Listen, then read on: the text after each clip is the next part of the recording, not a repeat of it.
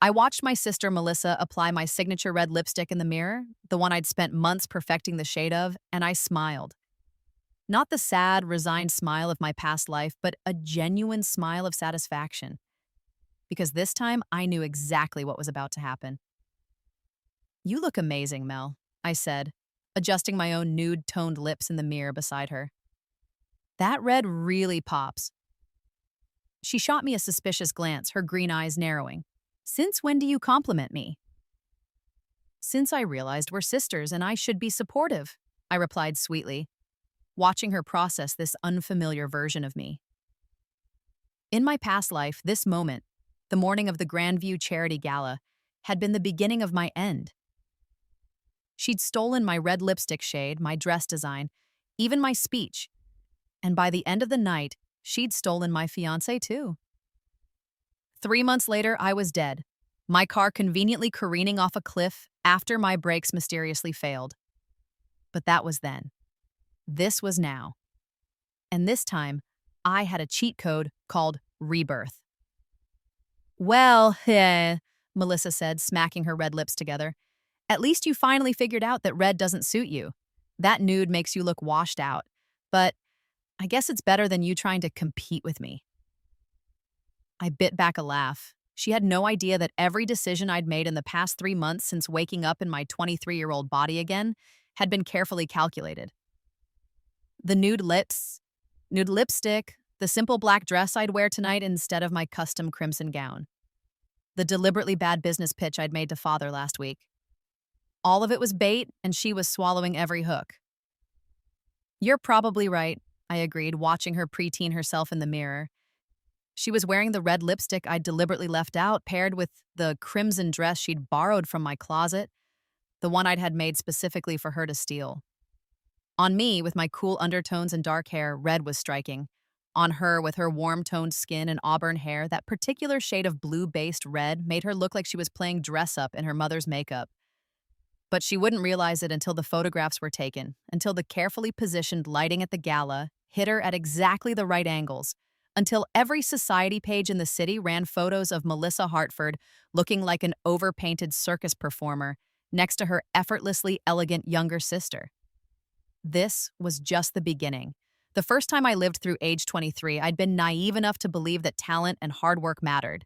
I'd been naive enough to think my family loved me. I was wrong on both counts. My name is Caroline Hartford, and I'm the youngest daughter of Richard and Patricia Hartford, one of the wealthiest families on the East Coast. My sister Melissa is 2 years older, blonde where I'm brunette, outgoing where I was once quiet, and our parents' absolute favorite since the day she was born. I don't remember a time when Melissa didn't hate me. My earliest memory is of her pushing me off a swing when I was 4, then crying to our mother that I'd pushed her first. I remember being 5 and showing Mother a painting I'd done in kindergarten, only to have Melissa rip it up and blame me for destroying her artwork. I remember being 7 and practicing piano for my first recital, only to wake up the morning of the performance with a mysterious stomach bug. Later, much later, I'd find the empty bottle of Ipecac syrup in Melissa's bathroom drawer. But I kept trying. I kept achieving. I graduated at top of my class at Ashford Academy. I got into Stanford. I started a jewelry design business that took off when I was 21. I thought that maybe, just maybe, if I was successful enough, talented enough, perfect enough, my parents would finally see me. Instead, they saw a resource to be exploited. Every time I created something, Melissa would copy it, and somehow hers would be declared better. Every time I dated someone, she'd flirt with them until they left me for her. Every business idea I shared at family dinners would somehow become her idea a week later, and father would invest in her version instead of mine. The red lipstick had been my last original creation in my previous life. I'd developed it with a small cosmetics startup, a perfect blue-based red that complemented my coloring perfectly. It was supposed to launch under my name as the signature shade of my jewelry line's expansion into beauty. I had shown the prototype to Melissa 3 months before the Grandview Gala, excited to share something I'd created. 2 months later, she'd launched it under her name. By the time of the gala, where I was supposed to announce my engagement to James Westbrook, the son of father's business partner and a man I'd been dating for 2 years, Melissa had stolen everything. The lipstick, my dress design, And as I'd discovered that night in my past life, James himself. I'd walked in on them in the coat room. She was wearing my red lipstick, my dress, and she was kissing my fiancé. When I confronted them, James had laughed. Did you really think someone like me would end up with someone like you? Melissa's the real Hartford daughter. You're just the dull little shadow. I'd run, I'd cried, I'd driven home in the rain, and I'd never made it. The brakes had failed on the coastal highway, and my car had plunged into the ocean. In my last moments, as cold water filled my lungs, I'd seen Melissa's face in my mind and understood. She'd won. She'd finally destroyed me completely. Then I woke up 3 months earlier in my bed, with my 23-year-old body and all my memories intact. At first, I thought I was going insane. But when I checked my phone and saw the date, 3 months before the gala, 2 months before Melissa would launch her lipstick line, I understood. I'd been given a second chance, an opportunity to rewrite everything, and I wasn't going to waste it. The first thing I did was protect my assets. In my past life, I'd trusted father with my business accounts, letting him manage my finances because he'd insisted it was family taking care of family. After my death, I'd later learned from a newspaper article I'd read, in those strange moments between death and rebirth, Melissa had inherited everything. My jewelry business, my designs, my bank accounts. All of it had gone to her because I'd never updated my will, and father had ensured she was the beneficiary of everything. This time, I opened new accounts at a different bank. I moved my assets. I updated my will, leaving everything to charity. I backed up every design, every business plan, every piece of intellectual property I owned to encrypted cloud storage. Then I started watching Melissa. I'd always known she copied me, but in my first life, I'd been too hurt, too desperate for family approval to see the pattern. This time, I watched with clinical detachment as she scrolled through my social media, screenshotted my photos, rifled through my closet when she thought I wasn't home. I watched her go through my trash, read my mail, even install a keylogger on my laptop, one I immediately isolated and fed false information. She was obsessed with me, with beating me, with being me, and I was going to use that obsession to destroy her. The lipstick was the perfect trap. I knew she'd steal it. She always did. So I deliberately developed 2 shades. The first, the blue-based red, I wore constantly, posting photos on social media, gushing about how perfect it was. I left the prototype carelessly on my vanity, where Melissa would find it. I even had fake emails on my compromised laptop about how this shade was going to be my signature look at the gala. Then I quietly developed the second shade, a sophisticated nude pink that complemented my coloring beautifully and would photograph like a dream under the gala's lighting. But the real genius wasn't in the lipstick. It was in understanding something I'd been too blind to see in my first life. Melissa didn't actually have any original taste. She couldn't tell good fashion from bad, couldn't distinguish what looked good on her versus what looked good on me. She just copied me and relied on our parents' favor and her own confidence to convince everyone else she was the stylish one. So I gave her the wrong map. I wore the red constantly in photos, but always with soft, warm lighting that would flatter anyone. I paired it with clothes that would look good on her coloring, not mine. I made it seem like red was my signature. Then 2 weeks before the gala, I quietly switched to nude in person while keeping old photos with red on my social media. I started wearing cooler-toned clothing, styles that complemented my coloring specifically. And I waited for Melissa to make her move. She stole the red lipstick formula exactly 1 week before the gala. I know because I'd tagged each prototype with microscopic trackers.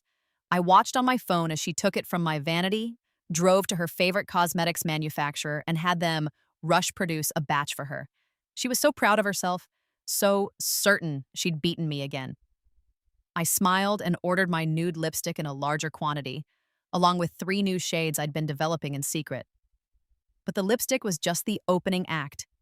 The real revenge I had planned went so much deeper. The morning after I woke up reborn, I'd made a list.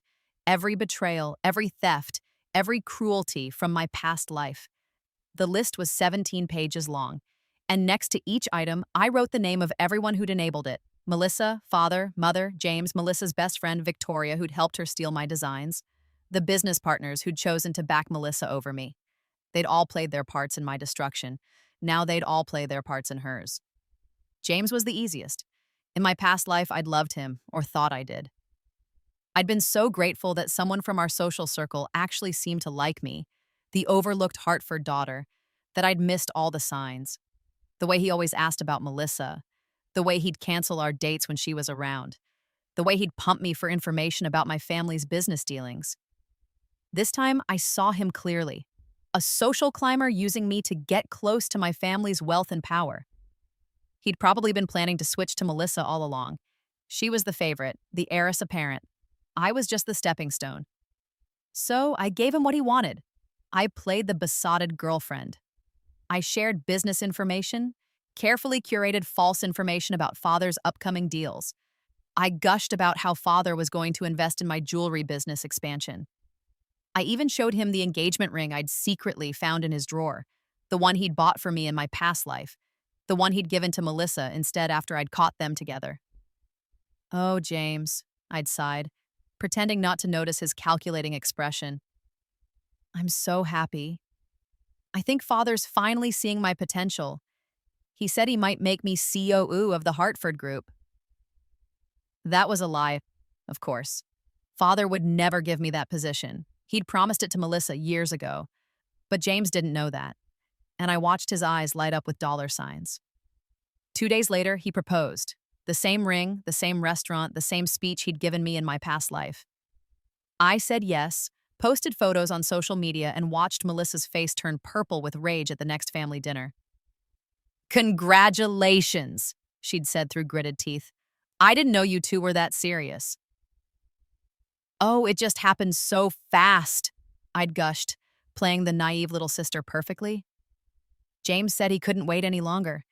He said I was the only Hartford daughter for him. The only Hartford daughter worth anything is what he'd actually said. But I'd carefully edited the, quote, I needed Melissa angry, jealous, and reckless. I needed her to make her move. She did, right on schedule. I came home 2 days later to find her and James in the pool house exactly where I'd caught them in my past life. This time, I didn't interrupt. I didn't cry. I simply recorded everything on my phone, saved it to 3 different cloud storage accounts, and walked away smiling. Let them have their affair. Let them think they were getting away with it. The gala was in 1 week, and that's when the real show would begin. The week before the gala, I made my final preparations. First, I met with Eleanor Hartford, my father's mother, and the true power behind the Hartford family fortune. In my past life, I'd rarely seen her. She lived on the family estate upstate, and my parents had always made excuses for why I couldn't visit. Grandmother's busy, Mother would say. She doesn't want to be bothered. But after my death in my first life, I'd learned the truth from that strange space between lives where information had flooded into my consciousness. Grandmother had been asking about me for years. She'd wanted to meet me, to know me, but father had kept us apart because he knew that grandmother, unlike my parents, would see me for who I really was and might choose to make me her heir instead of her son or granddaughter. This time, I drove upstate without telling anyone. The Hartford estate was even more magnificent than I'd imagined. A sprawling Georgian manor set on 200 acres of pristine land. I was stopped at the gate by security, but when I gave my name, the guard's eyes widened. Miss Caroline Hartford? Mrs. Hartford has been asking about you for years. Please go right in. I found my grandmother in the garden, a tall, elegant woman in her 80s with sharp eyes and silver hair. She looked up when I approached, and her face transformed with emotion. Caroline, she breathed, I'd almost given up hope that you'd come. We talked for 6 hours. I learned that she'd sent me letters every birthday and Christmas, letters I'd never received. She'd set up a trust fund for me, one father had managed and apparently embezzled. She'd wanted me to intern at the Hartford Foundation, the charitable arm of the family business that she still ran, but father had told her I wasn't interested. Your father, she said carefully, has never forgiven me for certain decisions I made regarding the family business, and I'm afraid he's taken that resentment out on you. What decisions? I asked, though I thought I knew. I made him earn his position. I didn't just hand him the company because he was my son, and when he failed to meet basic performance standards, I considered making his sister the CEO instead. He's never forgiven me for that, and I'm afraid he sees you as I saw his sister, naturally talented, potentially more capable than he is. It threatens him. Something clicked into place. All those years of being overlooked, of having my achievements minimized, Of watching Melissa get credit for my work, it wasn't just sibling rivalry or parental favoritism. It was father systematically sabotaging me because he was afraid I'd be like his sister, the Hartford heir who got away. Grandmother, I said slowly, I need to tell you some things about what's been happening, and I need your help. She listened as I laid out everything. Not the rebirth, that would sound insane, but the pattern of theft, the stolen designs, the embezzled trust fund, the way my business ideas were being given to Melissa. I showed her documentation, emails, financial records I'd carefully gathered over the past 3 months. By the time I was done, her face was carved from ice. Your father has gone too far, she said quietly, and it's time I reminded him who really controls this family. She made 3 phone calls. The first was to her lawyer, initiating a full audit of father's management of my trust fund. The second was to the Hartford Foundation Board, scheduling an emergency meeting. The third was to someone she called only Marcus, saying, it's time to move forward with the plan we discussed. Then she looked at me. The Grandview Gala. Your sister is being given an award, correct? The Rising Star in Business Award? Yes, I said, Assam. For her innovative work in jewelry design and beauty. My work, stolen and repackaged. How would you like to accept the real award that night?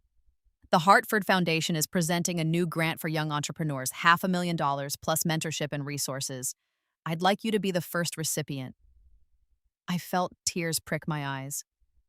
In my past life, I died never knowing what it felt like to have family believe in me. But there's more, Grandmother continued. The foundation board has been discussing succession planning. I'm 86 years old, Caroline. I won't run the foundation forever. I need an heir, someone who shares my values, someone with real business acumen and creative vision. I'd like that person to be you.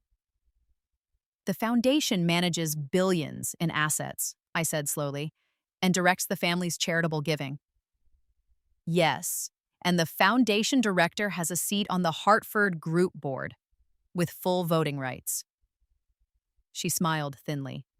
Your father has been trying to push me off that board for years. If you were the foundation director, you'd take my seat. You'd have real power in the family business. Melissa would have to actually earn her position for once in her life, as would your father. Grandmother's eyes glittered. It's time the Hartford family remembered what built our fortune. Innovation, hard work, and integrity, not nepotism and theft. I left the estate that evening with a formal offer letter for the foundation position, pending board approval at a meeting scheduled for the day after the gala. I also left with something more precious. A grandmother who saw me, who believed in me, who was ready to go to war for me. The pieces were falling into place. The night before the gala, I had dinner with my family. Father presided over the table as always, with Mother fluttering beside him and Melissa holding court about her upcoming award. I'm just so honored, she was saying, examining her red nails, painted with polish I recognized as stolen from my collection. To be recognized for my innovative approach to design and beauty at such a young age. It really validates all my hard work. We're so proud of you, sweetheart, Mother cooed. You're everything we hoped you'd be. Father nodded approvingly. The Rising Star Award. And I heard your cosmetics line is already getting interest from major retailers. You're going to put the Hartford name on the map in an entirely new industry. My cosmetics line, my designs, my work. I smiled and ate my salmon. Caroline, Father said, finally acknowledging my presence. I trust you'll be on your best behavior tomorrow night. This is Melissa's moment. Don't try to make it about you. Of course, Father, I said demurely. I'm just happy to support my sister. Melissa shot me a suspicious look, but Mother beamed. See, Richard? I told you Caroline's been much better lately. Less attention-seeking? Less attention-seeking. That's what they called it when I'd tried to share my achievements, when I'd asked for recognition, when I'd dared to want my own family to be proud of me. I've learned a lot these past few months, I said truthfully, about what really matters, about who really matters. Good, Father said, turning back to Melissa. Now, about tomorrow night's speech. I tuned out as he coached Melissa on what to say when accepting her award, how to mention the family business, how to credit him and mother for her success. I thought about the speech I'd written for the foundation grant acceptance, the one that would announce my new position. I thought about the photographers I'd quietly hired to be at the gala, positioned to catch every moment. I thought about the private investigator's report sitting in my car, documenting every instance of Melissa's theft and father's embezzlement. Tomorrow night, the Hartford family was going to learn what happened when you underestimated the daughter you tried to destroy. Tomorrow night, everything would change. The Grandview Gala was held at the Crystal Ballroom, the most prestigious venue in the city. I arrived with James, who kept checking his phone, probably coordinating with Melissa about when to sneak away for their rendezvous. He'd barely looked at me during the car ride, too busy adjusting his tie and practicing his smile. "Remember," he said as we walked in, "I have to network tonight. Important business contacts, you understand." "Of course," I said, squeezing his arm. "You do what you need to do. I'll be fine." He looked relieved, probably thinking I'd be easy to ditch. In my past life, I would have spent the evening feeling hurt and neglected. This time, I had my own agenda. The ballroom was stunning, decorated in silver and gold with crystal chandeliers casting rainbow light across the room. Society's elite mingled with champagne glasses, their jewelry worth more than most people's houses. I saw business moguls, politicians, celebrities, and socialites, all the people whose opinions shaped our world, and all the people who would witness what was about to happen. Melissa arrived 15 minutes after me, making an entrance as always. She was wearing the crimson dress, the one she'd stolen from my closet, the one I'd had made specifically in a cut and color that would look garish on her skin tone under these lights. And there, on her lips, was the blue-based red lipstick. She looked like she was playing dress-up in her mother's clothes. The dress was too cool tone for her warm complexion, making her look washed out instead of radiant.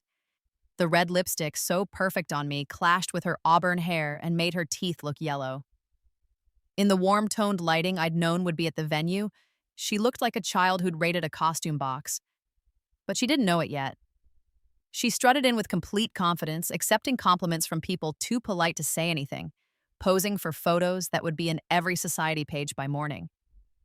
I watched from across the room, wearing my simple black dress and nude lipstick, my hair in an elegant updo. I looked understated, sophisticated, timeless. Next to Melissa's overdone look, I appeared effortlessly chic. The photographers I'd hired were positioned perfectly, capturing every angle. By midnight, the hashtag #GalaFashion would be trending, and the comments would not be kind to Melissa. But that was just the appetizer. The awards ceremony began at 8. Father gave a speech about the importance of supporting young entrepreneurs, his chest puffed with pride as he introduced the Rising Star in Business Award. Mother dabbed at her eyes, already emotional about her favorite daughter's success. "And this year's winner," Father announced, "for her innovative work in jewelry design and cosmetics, is my daughter, Melissa Hartford." The room applauded as Melissa walked to the stage, her crimson dress catching the lights, her red lipstick even more garish under the spotlights. She accepted the crystal trophy, kissed Father's cheek, and took the microphone. "Thank you so much," she began, her voice sugary sweet. "This award means everything to me. I've worked so hard to build my brand, to create designs that are uniquely mine." I watched her give the speech, claiming credit for every design I'd created, every innovation I'd developed. She talked about her creative process, my creative process. She mentioned her signature red lipstick, my formula. She thanked our parents for believing in her vision, my vision, and I smiled, because everything she was saying was being recorded. When she finished, the room applauded again. Father beamed. Mother wept.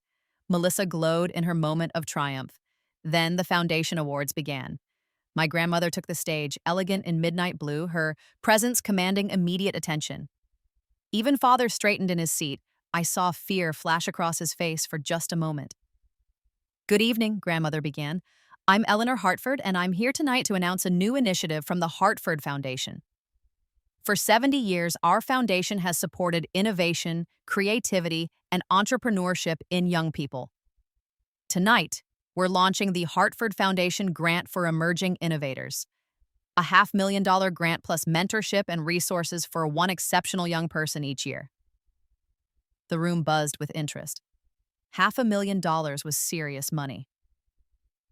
Our first recipient, grandmother continued, her eyes finding mine across the room, is someone who embodies everything this grant represents. She's a talented designer who built a successful jewelry business from the ground up. She's an innovator who's developed multiple patents in both jewelry and cosmetics design, and she's done all of this while facing significant obstacles and challenges. I felt everyone's eyes turning toward me. Father's face had gone pale. Mother looked confused. Melissa's expression was pure rage.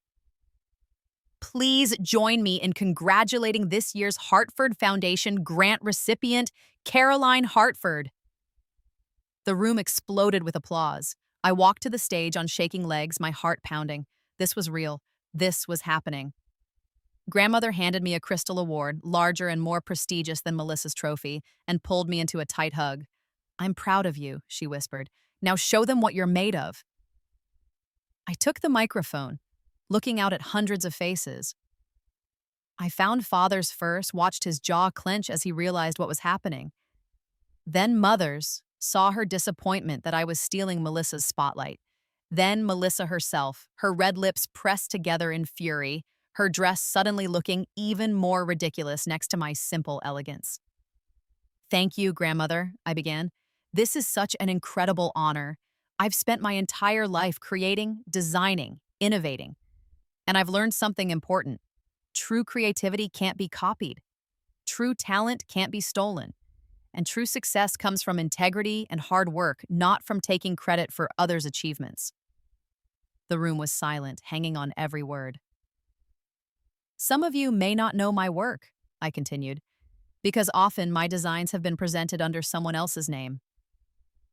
My jewelry concepts, my beauty formulations, even some of my business plans, they've been appropriated and rebranded. But the documentation is clear. Every patent, every copyright, every original design file has my name on it. The truth has always been there for anyone who cared to look. Father stood abruptly, his face red. Carolyn, this is hardly the place. Sit down, Richard, grandmother said sharply. He sat, I continued. This grant will allow me to finally launch my work properly, under my own name. The jewelry line I've been developing for 5 years, the cosmetics formulations I've created, including the red lipstick that some of you may have seen recently. I paused, letting that sink in. All of it will finally be attributed correctly, and I'm grateful to the Hartford Foundation for seeing my work, my real work, and choosing to support it. The applause this time was thunderous. I saw understanding dawn on several faces as people did the math, remembered seeing my designs elsewhere, recognized the patterns, but I wasn't done. There's one more announcement, I said, and it's, as part of this grant, the foundation has offered me a position as the incoming director, which I've accepted. I'll be taking over from my grandmother and managing the foundation's assets and charitable initiatives. I'm looking forward to using this position to support other young innovators who, like me, have struggled to have their work recognized and valued. Father looked like he might have a heart attack. The foundation director controlled billions in assets and had a seat on the Hartford Group Board, a seat he'd been trying to eliminate for years. Now that seat would belong to me, his overlooked daughter, the one he'd spent years sabotaging. As I left the stage, the room erupted in conversation. Photographers swarmed. Board members from various companies suddenly wanted to talk to me. Investors appeared from nowhere, interested in my jewelry line and cosmetics.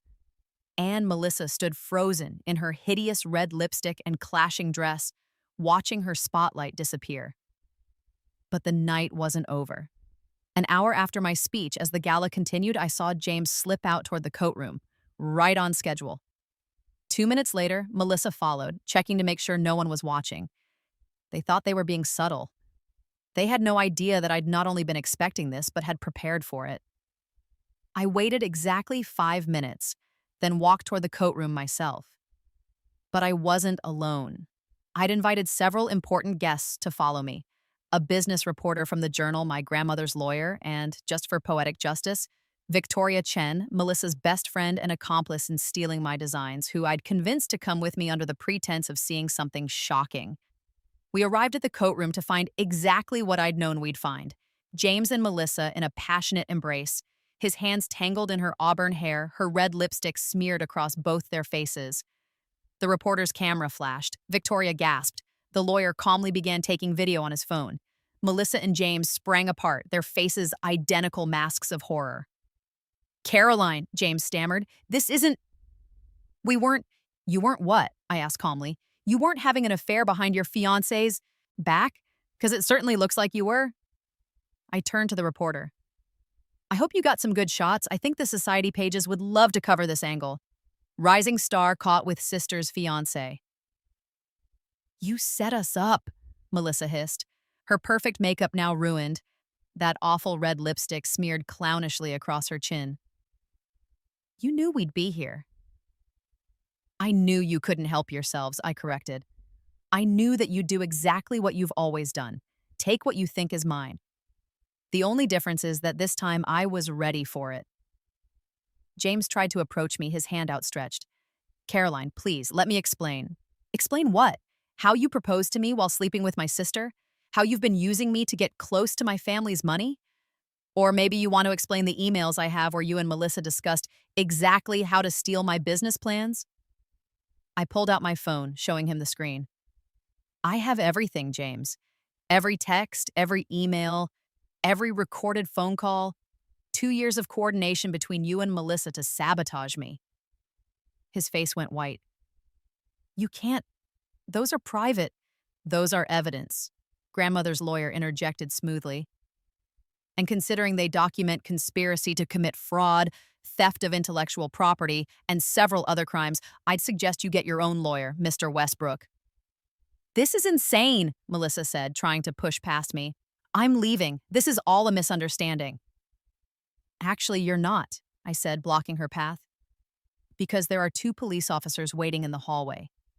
It turns out that when you file a proper complaint about intellectual property theft, with documentation and evidence, the authorities take it seriously, especially when the stolen property is worth over $2 million. Melissa's face went from red to white to green. "You're bluffing." "Am I?" I stepped aside, revealing the 2 uniformed officers in the hallway behind me. "Officers, this is Melissa Hartford. She's the one I filed the complaint about." What followed was beautiful chaos. Melissa screaming that I was framing her. James trying to slip away only to be stopped by my grandmother's lawyer with questions about his involvement. Victoria standing in shock, realizing that her best friend had been using her too. The reporter capturing everything. And through it all, I stood calm and collected in my simple black dress and nude lipstick, looking like the rational, reasonable one while Melissa looked like exactly what she was, a desperate fraud in garish makeup and a stolen dress. The officers asked Melissa to come with them for questioning.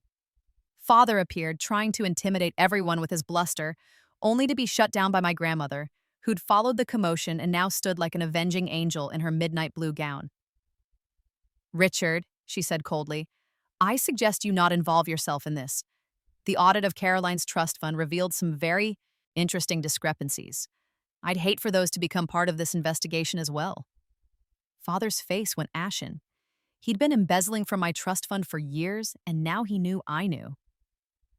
"In fact," grandmother continued, "I think it's time we had a family meeting, tomorrow morning, 9 a.m., my estate. The entire Hartford Group Board will be there, along with legal counsel. We're going to discuss some significant changes to the company structure." She didn't need to explain what that meant. Father knew. He was about to lose control of the company he'd always taken for granted as his birthright. As the police led Melissa away for questioning, as James slunk off in disgrace, as reporters captured every moment of the Hartford family's implosion, I felt something I hadn't felt in my entire first life. Free. The aftermath was glorious. By morning, every society page and gossip site had the photos. Melissa in her clashing dress and garish lipstick looking like a child playing dress-up. Melissa and James caught in their affair. Melissa being questioned by police. The comparisons were everywhere. Elegant Caroline in her understated sophistication versus desperate Melissa in her stolen, ill-fitting look. The hashtag #LipstickGate was trending. Fashion bloggers analyzed how the wrong shade of red had made Melissa look desperate and overdone, while my nude lip was the epitome of modern elegance. Makeup artists posted videos explaining how to choose the right colors for your skin tone, using Melissa as an example of what not to do. But it wasn't just about the lipstick. The story of my stolen designs came out, corroborated by the evidence I'd been collecting. Patents in my name, original design files with my digital signature, emails showing Melissa's systematic theft. The cosmetics startup confirmed that I'd developed the red lipstick formula and that they'd been shocked when Melissa launched it under her name. My jewelry line's website, which I'd kept quiet until now, suddenly went live with pieces that several celebrities and influencers had agreed to wear. Pieces that were clearly, obviously better than anything Melissa had ever designed. Within 3 days, I had orders worth over $5 million. The Hartford Foundation made its announcement official. I was the new incoming director, with my grandmother mentoring me for 6 months before her retirement. The Hartford Group Board confirmed my seat, with several board members publicly stating that it was time for fresh, honest leadership in the Hartford family. As for Melissa and father, they faced consequences they'd never imagined. The police investigation revealed the extent of Melissa's intellectual property theft. With my documentation and the testimony of several people she'd screwed over, including her former best friend Victoria, she was charged with multiple counts of fraud and theft. The cosmetics company sued her for breach of contract and misrepresentation. Several fashion magazines retracted features about her work. The Rising Star Award was revoked. The companies that had been interested in working with her pulled out. Her social media, once full of adoring followers, became a wasteland of criticism and mockery. The photos of her in that awful red lipstick became a meme. When you try to copy someone else's style but don't understand why it worked for them. Father's embezzlement came to light during the audit. Over 20 years, he'd stolen nearly $3 million from my trust fund, using it to fund Melissa's lifestyle and his own investments. He was forced to resign from his position at Hartford Group and faced civil suits to recover the money. The board, led by my grandmother, appointed a new CEO, a move that father had spent decades trying to prevent. Mother tried to play the victim, claiming she'd known nothing. But emails I released showed her coordinating with Melissa on which of my designs to steal, which of my ideas to suppress. She'd been an active participant in my sabotage. The society circle she'd cultivated for decades turned on her, recognizing that she'd raised a thief and enabled years of abuse. James's family cut him off when the affair came out, appalled by his behavior. The Westbrook family prided itself on integrity, and James had embarrassed them publicly. He tried to apologize to me, tried to claim it was all Melissa's influence, but the evidence of his complicity was clear. Last I heard, he'd moved to the West Coast, trying to start over where no one knew his name. 3 months after the gala, I stood in my new office at the Hartford Foundation headquarters. Floor-to-ceiling windows overlooked the city, and the walls were decorated with my own jewelry designs and artwork. My grandmother's official retirement party was next week, though she'd still be available for advice whenever I needed it. "It suits you," grandmother said, entering with 2 cups of tea. "This office, this position, power wielded with integrity and compassion." "I learned from the best," I said, accepting the tea. "Thank you, grandmother, for believing in me, for seeing me when no one else did." "You made yourself visible, darling. I just opened my eyes." She settled into the chair across from my desk. "Your father called again, by the way, still begging to be reinstated to the board." "And your response?" "The same as always. Prove yourself. Earn it." She smiled thinly. "Just as he made me earn everything, once upon a time." Funny how he hates the taste of his own medicine. We sat in comfortable silence for a moment, sipping our tea. Then grandmother asked, "Do you regret any of it? The way you handled things at the gala?" It was quite the public spectacle. I thought about her question. In some ways, what I'd done was harsh. I'd exposed my sister's theft, my father's embezzlement, my family's abuse in the most public way possible. I'd destroyed their reputations, their careers, their social standing. But then I thought about my first life, about dying young and alone, robbed of everything I'd worked for, about years of abuse and neglect and theft, about a family that had seen me as nothing more than a resource to exploit and a threat to suppress. "No," I said finally, I don't regret it." They spent years teaching me that family didn't matter, that love was conditional, that success had to be stolen because earning it honestly was for suckers. I just applied their lessons better than they did. Your sister is in therapy now, grandmother said. Did you know? Court mandated as part of her plea deal. The therapist's report says she has a borderline personality disorder and has been obsessively competitive with you since childhood. That explains a lot, I said. But it doesn't excuse it. Plenty of people have mental health issues and don't steal from their siblings for decades. True, grandmother set down her teacup. She's writing you letters. I've been intercepting them. Would you like to read them? What do they say? Apologies, excuses, some anger, some genuine remorse, I think. She claims she never understood why she couldn't beat you, why everything she copied from you never quite worked. She says she realizes now that she was trying to be you instead of becoming herself. I thought about Melissa in that crimson dress and red lipstick, looking like a clown because she'd copied my style without understanding why it worked for me. I thought about all the years she'd stolen my designs without developing her own aesthetic. I thought about how she'd destroyed herself trying to destroy me. I don't want to read them, I said. Maybe someday, but not now. Right now, I want to focus on building something new, something that's entirely mine. Fair enough. Grandmother stood, preparing to leave.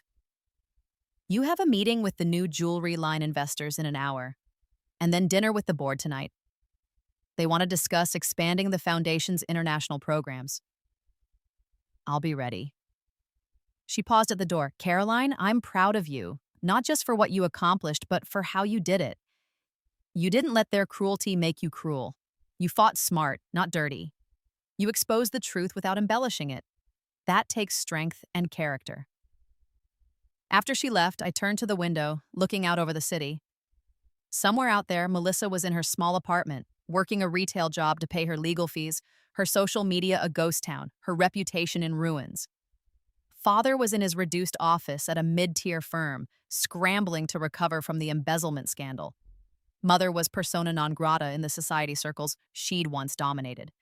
And I was here, running a billion-dollar foundation, launching my jewelry line, wearing my signature nude lipstick that had become a bestseller, living the life I'd built with my own hands. In my first life, I died thinking that people like Melissa always won. That bullies and thieves and abusers got away with everything because the world was inherently unfair. But I'd been wrong. The world wasn't fair, but it could be just. Sometimes all it took was someone willing to shine a light on the truth, to stand up and fight back, to refuse to be a victim anymore. The red lipstick had been a symbol, both of what Melissa stole and of her inability to understand what made it work. She'd taken the color without understanding the context, the application, the way it complemented my specific features. She'd copied without comprehension, stolen without understanding, and in the end, she'd made herself look like a fool. And me? I'd moved on to Nude, a color that represented authenticity, simplicity, my own natural beauty instead of a bold facade. A color that couldn't be stolen because it only worked if you understood yourself first. I'd found my true shade. And it looked nothing like Melissa's cheap copy. 6 months later, my jewelry line had expanded into 3 countries and was featured in Vogue, with me on the cover in my signature understated style. The cosmetics company I'd partnered with launched a full line based on my formulations, including 5 different nude shades and 1 red, the original properly formulated version that I'd developed. We called the red Original Sin, and the marketing made it clear, except no substitutes. The Hartford Foundation was flourishing under my leadership. We'd funded 12 new entrepreneurs, all of them people who'd been overlooked or underestimated like I had been. We'd started a program specifically for young people dealing with family-based intellectual property theft, and we'd partnered with several legal aid organizations to help victims of financial abuse within families. I'd even started dating again, a kind architect named David who knew nothing about society drama and thought my jewelry was neat. He made me laugh, challenged my ideas, and never once asked about my trust fund. We were taking things slow, but for the first time, I felt like I could have a relationship based on genuine connection rather than family strategy.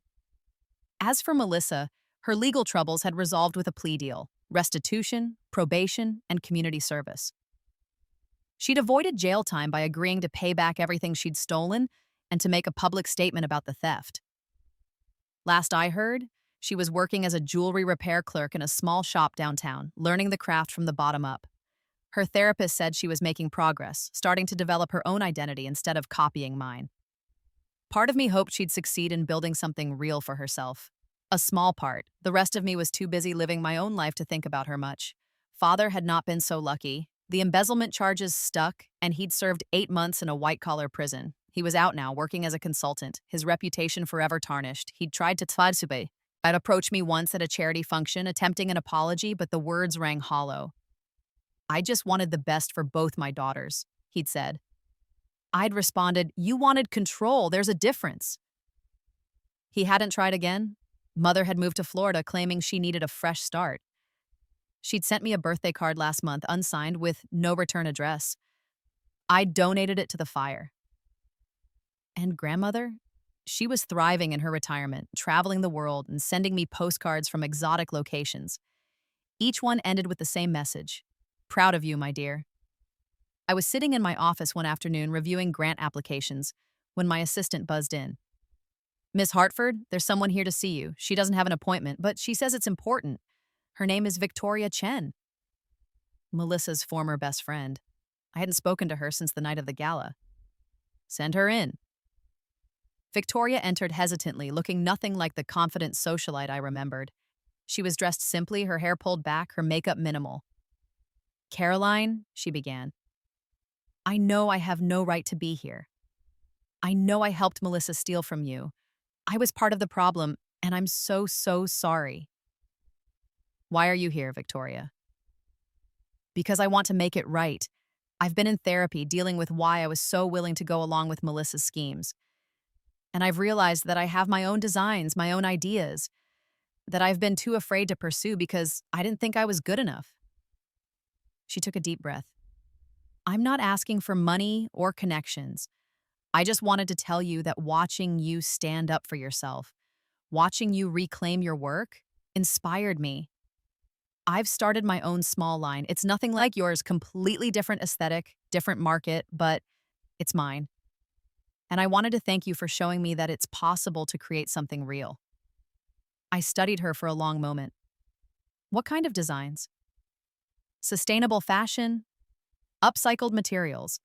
I'm targeting the eco-conscious market, working with local artisans. She pulled out her phone, showing me photos of her work. It was rough, clearly early stage, but there was genuine creativity there, a vision that was distinctly hers. It's good work, I said honestly. Rough, but with potential. I'm not asking for anything, she repeated. I just wanted you to know that you made a difference. Not just for yourself, but for people like me who were afraid to try. After she left, I sat thinking. Melissa had tried to destroy me, and in failing, she'd destroyed herself. But inadvertently, she'd also freed me. She'd forced me to fight, to become stronger, to discover what I was really capable of when I stopped seeking my family's approval and started building my own empire. In my first life, I died young, a victim. In this life, I was thriving, a victor. And the best revenge wasn't the public humiliation or the legal consequences or the stolen spotlight at the gala. The best revenge was this: living well, creating freely, building something beautiful and real and entirely mine. Melissa had tried to steal my shade of red, tried to wear my identity like it was a dress she could just slip on. But identity doesn't work that way. You can't steal someone's essence, their talent, their fire. You can copy the surface, but without understanding the depth, you just end up looking like a clown in the wrong lipstick.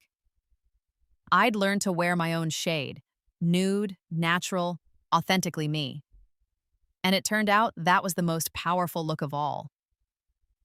A year after the gala, I hosted my first Hartford Foundation charity event at the estate. It was a smaller, more intimate affair than the Grandview Gala. Only 200 guests, all people actively involved in supporting young entrepreneurs. I stood on the terrace overlooking the gardens, wearing a simple cream dress and my signature nude lipstick, watching the sunset over the estate that had once felt so closed off to me. Grandmother appeared beside me, elegant in lavender. You've done remarkable work this year, she said. The foundation has never had better returns on its investments, and the entrepreneurs you've supported are already making waves in their industries. I had a good teacher, I replied. You had good instincts. I just gave you the platform to use them. She squeezed my hand. Your father called again, by the way. He's asking to attend tonight. What did you tell him? That decisions about the guest list are yours to make. You're the director now. I thought about father, about everything he'd done and failed to do. In my first life, I'd died still seeking his approval, still hoping that one day he'd see me as more than a threat or a resource. This time I knew better. Tell him no, I said. Maybe in a few years if he's genuinely changed, but not now. Right now, this is about celebrating people who build instead of tear down, people who create instead of steal. He hasn't earned a place here yet. Grandmother nodded approvingly. That's my girl. Strong but not vindictive. Fair but not foolish. As the evening progressed, I mingled with guests, talked about the foundation's plans, celebrated the grant recipients. David arrived late, apologizing for getting caught up at work, and I introduced him to grandmother for the first time. She approved, I could tell, though she'd never say it directly. Near the end of the night, as guests were beginning to leave, a young woman approached me. She was maybe 22, nervous, clutching a portfolio. Miss Hartford, I'm sorry to bother you, but I wanted to thank you. I applied for the foundation grant. I didn't get it this year, but the feedback you provided changed my entire approach to my business. I just wanted to say that it means everything to have someone actually look at my work and give real constructive advice instead of just dismissing it. What's your business? I asked. Adaptive clothing. For people with disabilities. I want to make fashion accessible to everyone. She showed me her portfolio, and I saw immediately that she had talent and vision. I'm applying again next year. I'm going to keep improving until I get it right. Don't wait for next year, I said. Send me your full business plan on Monday. I think you might be perfect for our mid-year emerging designer program. Her face lit up with hope so bright it hurt to look at. That expression, that moment of someone being seen and valued, was everything I'd built this for. After she left, I stood alone on the terrace again, looking at the estate, the gardens, the lights of the city beyond. I thought about the girl I'd been in my first life, desperate and alone, dying without ever knowing her own worth. I thought about the woman I'd become in this life, powerful and successful, yes, but more importantly, free. Free from seeking approval from people who'd never give it. Free from trying to fit myself into someone else's vision of who I should be. Free to wear whatever shade of lipstick I chose, regardless of whether anyone copied it. In the distance, I could see my reflection in the glass doors. Understated, elegant, authentically me. No bold red to mask insecurity. No desperate copying of trends. Just my own natural beauty, enhanced but never hidden. Melissa had thought she could steal that. She'd thought that if she took my lipstick shade, my dress designs, my business ideas, she'd become me. She'd thought success was something you could copy like a formula, but she'd been wrong. Success, real success, came from understanding yourself, from building on your own strengths, from creating something that was genuinely, uniquely yours. The red lipstick had been a test she'd failed. She'd taken it without understanding what made it work, worn it without comprehending the context, and ended up looking like a cheap imitation of something she'd never understood. And me? I'd moved on to nude, to authenticity, to truth. In my first life, they'd tried to make me invisible. In this life, I'd learned that the most powerful thing I could do was be visible as exactly who I was. And that shade, my true shade, looked nothing like anyone else's. It was perfectly, gloriously, authentically mine.